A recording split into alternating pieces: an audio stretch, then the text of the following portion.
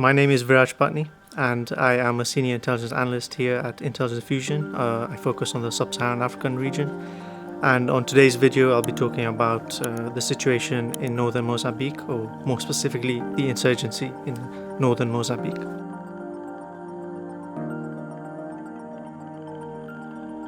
So the group that's involved in the insurgency in northern Mozambique, they mainly operate in the Cabo Delgado province.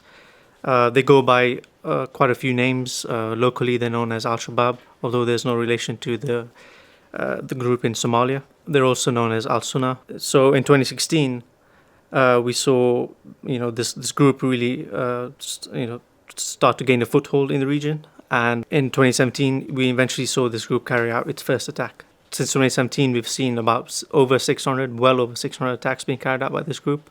I'd say maybe it's about 800 at the moment. So these attackers eventually started to carry out attacks on larger urban settlements. Attacks also became more complex, more audacious. So they had a whole territory as well, such as Mozambique town. And we also saw the group carry out multiple coordinated attacks on villages in the Muidumbe district.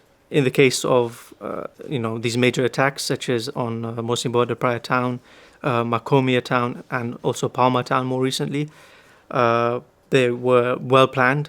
They involved these attackers, approaching these towns from multiple sort of areas, multiple directions. What we saw during the attacks in Palma town and Mozambique town was that this group had also brought in supplies before they started the attack to help sustain the attack. We also saw the use of the group using mortars, such as 60mm mortars and recoilless rifles, I think such as the SPG-9. And in the case of Palma town, with it being located, just right near the LNG construction site, I think there was a lot of symbolic value.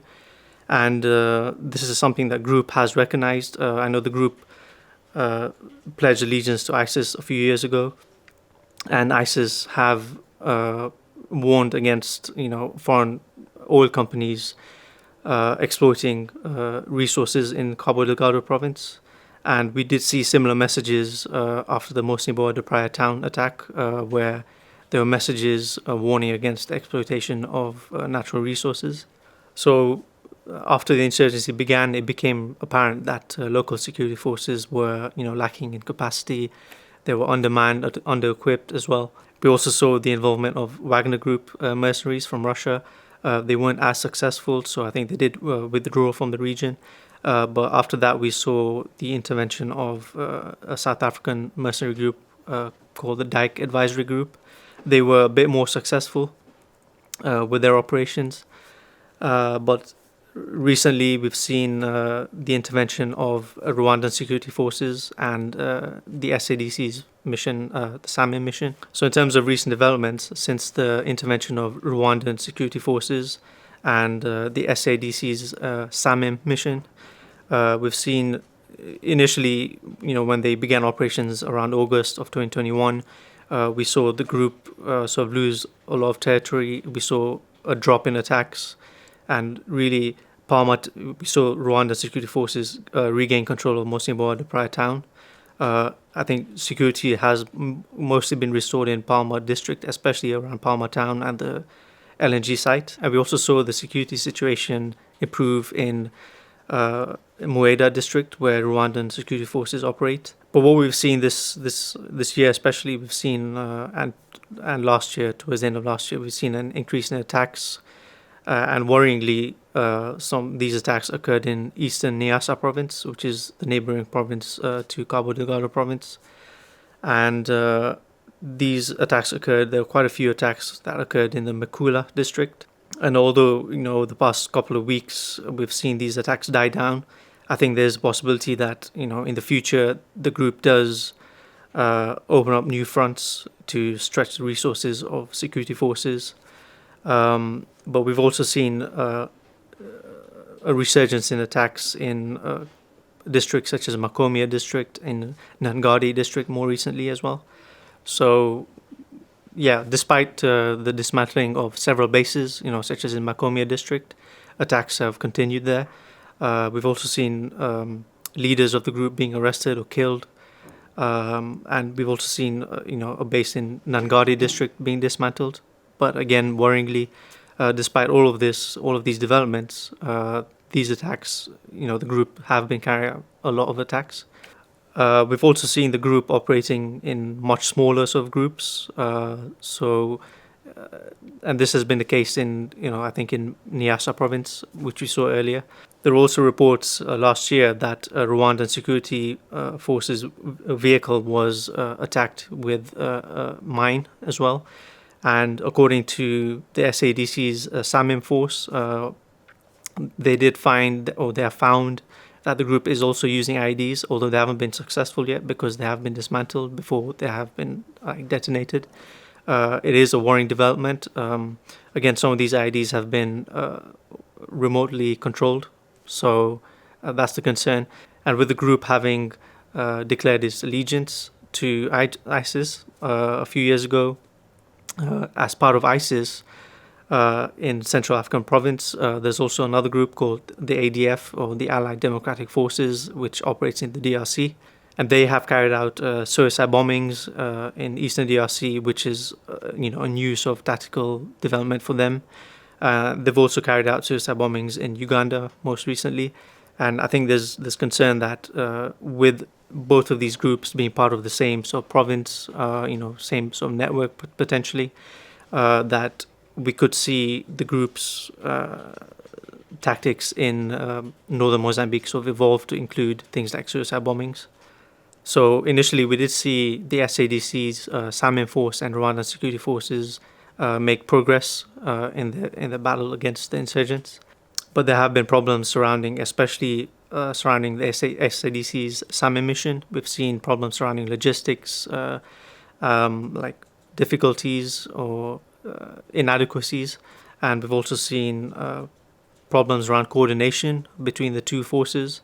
So, for example, most recently as well in Nangadi district, when there were several or a dozen attacks being carried out, these insurgents had been displaced by Rwandan security forces in the neighbouring Palma district.